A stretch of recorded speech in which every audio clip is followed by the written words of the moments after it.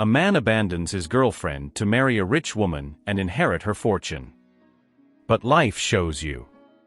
James stood in front of the huge window of his small apartment in Brooklyn, watching the New York skyline as the sun slowly set. The city lights were beginning to shine, but his mind was far from that spectacle. He was caught in a dilemma that consumed him inside. On one side was Emily, the woman who had loved him unconditionally since they were college students. A relationship full of laughter, complicity, and shared dreams. On the other was Sarah, a wealthy heiress whose father had offered her an opportunity that many could only dream of, a life of luxury and access to the city's most exclusive circles. James knew that Emily was not part of that world of wealth and power. She had always been a simple person, an artist who found beauty in the everyday. Despite his financial shortcomings, Emily had always been his anchor, the person who kept him grounded. But now, with Sarah's proposal, James felt the pressure to choose a path that would take him to a place he had never imagined. It wasn't just the wealth, it was prestige, status, and a life of comfort. Emily, oblivious to James' internal turbulence, looked at him with those eyes full of love and trust, without suspecting the storm that was brewing inside him. "What's wrong, love?" he asked sweetly, caressing her cheek. James felt a lump in his throat. How could he break the heart of the only person who had always believed in him? He took a deep breath and with a trembling voice said, "Emily, there is something I have to tell you." The silence that followed was deafening. Emily looked at him expectantly, but what came next shocked her. "I've received an offer, an opportunity that could change my life," James continued, avoiding her gaze. "It's Sarah's. Her family has offered me a position in their company, a position that, well, means a lot of money and stability." Emily frowned, trying to process James' words. "What are you saying?" he asked, his tone already beginning to show signs of desperation. "Are you thinking about leaving me for her?" James closed his eyes, feeling as if an enormous weight had fallen on his shoulders. "It's an opportunity one can't refuse," he murmured. "Sarah and I, we're getting married." Emily's face fell. Tears began to run down her cheeks, as she tried to assimilate what she had just heard. "Are you willing to give us up for money?" he said, his voice cracking with emotion. "Doesn't everything we've been through mean anything to you?" James couldn't hold his gaze. He knew that the wound he was inflicting on Emily would never fully heal. But he also knew that he had made his decision. He stood up, feeling the emptiness grow in his chest. "I'm sorry, Emily," he said, knowing those words were insufficient. "Very sorry." Emily was left alone in the apartment, whispering his name in a desperate attempt to keep him. But James was already gone, leaving behind true love for an empty promise of wealth and power. The door closed, and with it, the happiest chapter of Emily's life was gone as well.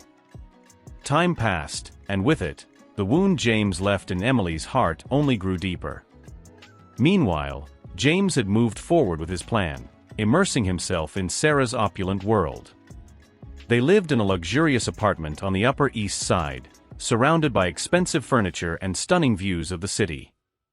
However, the glow of his new life could not dull the remorse that pulsed within him. One night, James and Sarah attended a charity gala hosted by Sarah's family. The room was full of important people, all with practiced smiles and glasses of champagne in hand. James felt like an intruder in his own life, but he kept up the facade for the sake of his position.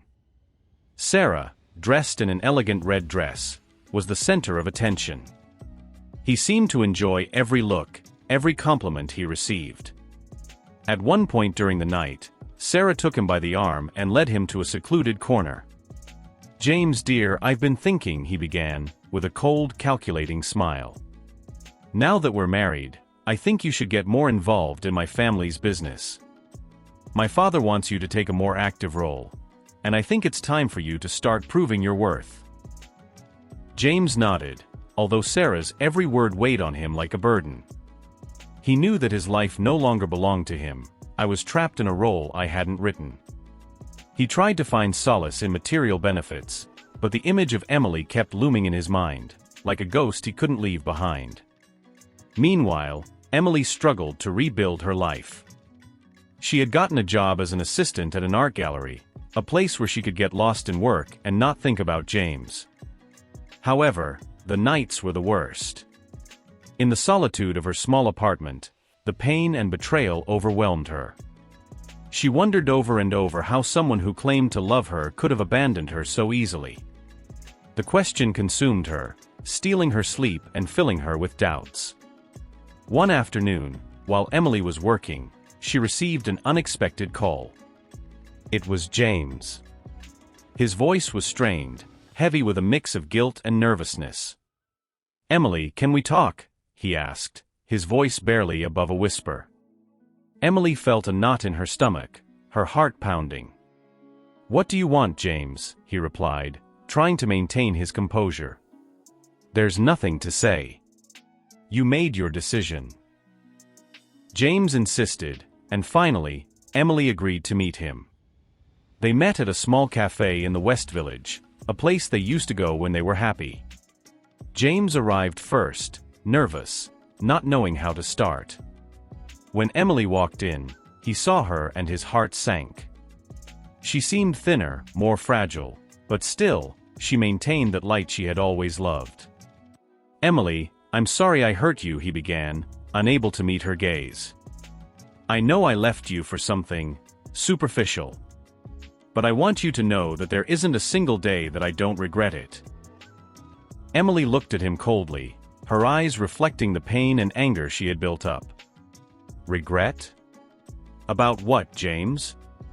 "About leaving me or realizing that wealth can't buy happiness." His words were harsh, but they were filled with undeniable truth. "You made your choice, and now you must live with it."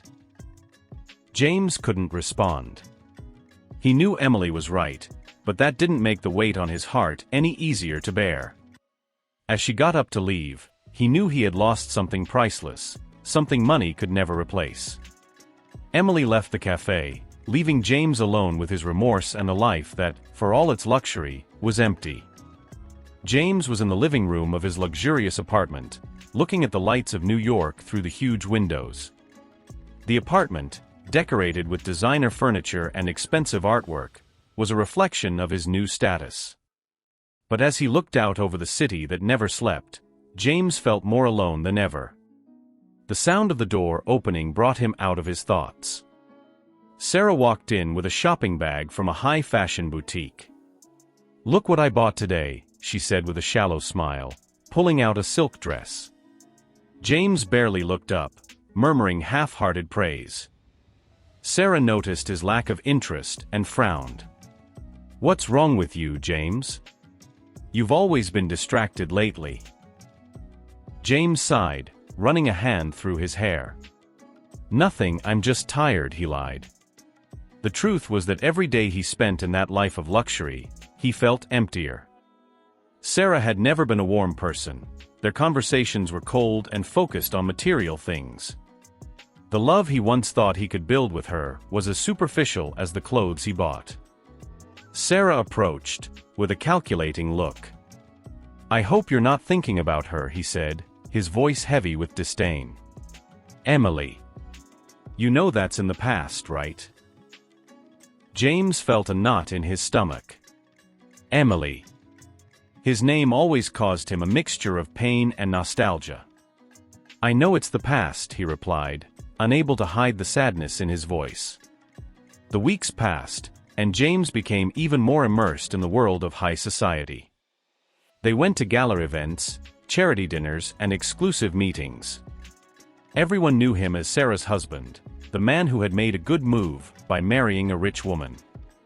But every compliment, every fake smile, only increased the feeling that he had lost something priceless. One night, during a gala dinner, James ran into an old friend, Tomas, who looked at him with a mixture of surprise and pity. "James, I haven't seen you in a long time," she said, shaking his hand. "I heard you married well," he added, in a tone that implied more than he said. James forced a smile. "Yes, Everything has gone as planned, he replied, but his voice lacked conviction. Tomas looked at him, noticing the sadness in his eyes. "And how is Emily?" he asked, not entirely knowing the story. James felt like a knife stabbed through his heart. "I don't know," he murmured. "I haven't spoken to her since then." Tomas nodded, sensing the tension. "I always thought you two were perfect for each other," he said, not knowing he was touching an open wound. "But hey, life sometimes takes us down unexpected paths." James couldn't respond. He excused himself and went out to the balcony, needing air. He looked at the illuminated city and felt trapped. He had sacrificed love for a life of luxury, but realized that it had been nothing more than an empty illusion. Material things didn't fill the void Emily had left. On that cold night, as the wind blew gently, James realized that he had lost something that money couldn't buy: true love. And while Sarah had fun inside, surrounded by people who only saw her wealth, James was left alone, facing the bitter reality of his choices. The cold winter had arrived in New York, and with it, an even deeper sense of loneliness for James. The days became monotonous, and his relationship with Sarah, although always distant, became a mere formality. They lived under the same roof, but their lives ran in parallel, barely intersecting.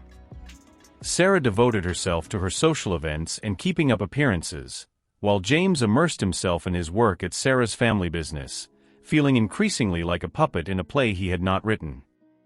One day, while walking through the snowy streets of the city, James decided to take a detour and walk through the park where he used to go with Emily. The memories of those happy days hit him hard, filling him with deep sadness. Emily's laughter, her endless conversations about her dreams and aspirations, it all seemed so far away now. As he sat on a bench, watching the couples walk hand in hand, he wondered how he had gotten to this point. He had traded true love for a life of superficiality and opulence, and now he was paying the price. Sadness and remorse wrapped around him like a cold blanket. Suddenly, a familiar voice broke the silence. "James." It was Emily. She was standing a few feet away, with a shocked and pained expression on her face. It had been months since their last conversation, and seeing her there in front of him was like a punch to the gut. Emily seemed different, stronger, but there was a glint of sadness in her eyes that I hadn't seen before. "Emily." James muttered, not knowing what to say. He stood up slowly, feeling the weight of his decisions more than ever. "I didn't expect to see you here." Emily nodded, her eyes roaming James's face, searching for answers. "Me neither. I just needed a place to think," he said, his voice shaking slightly. "There was so much I wanted to say, but the words wouldn't come out." James noticed it and felt guilty for all the pain he had caused her. They were silent for a moment, both grappling with their own feelings. Finally, Emily spoke, her voice filled with a mix of anger and sadness. "Was it worth it, James? Was all this luxury, this life, worth losing what we had?" James felt a lump form in his throat. I didn't know how to respond, because deep down I knew the truth. "No," he finally said, his voice hoarse. "None of this is worth what I lost. I lost you, and I lost a part of myself in the process." Emily looked at him, and for a moment, James saw a glimpse of the love they once shared. But that glow quickly faded, replaced by painful resignation. "It's late, James." "Too late," she murmured, tears in her eyes. "We can't go back. We can't change what happened." James nodded, feeling an emptiness in his chest. He knew Emily was right, but that didn't make the pain any less intense. "I know," she whispered, unable to hold back her tears.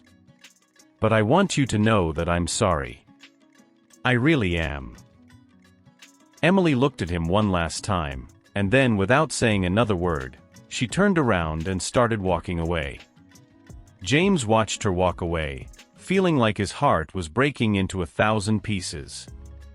He stood there, under the gently falling snow, realizing that he had lost forever the only person he had ever truly loved. After his encounter with Emily, James returned to the emptiness of his luxurious apartment with a crushing emotional burden. Every corner of the place reminded him of the decisions that had brought him there. He felt a weight in his chest that he couldn't ignore, an ache that only grew with each passing day. One night, while they were eating dinner in silence, Sarah broke the tension. "James, I want to talk to you," she said, setting her fork down on the plate with a soft clink. There was something in her voice that made James look up, noticing the seriousness in her eyes. "Sure," he replied, trying to sound nonchalant. "But I knew something important was coming." Sarah stared at him, as if evaluating his every move. "Our relationship is not working," she said, direct as ever. "We both know it. There is no love, there is no connection, and it is not what I expected from this marriage." James felt a knot in his stomach.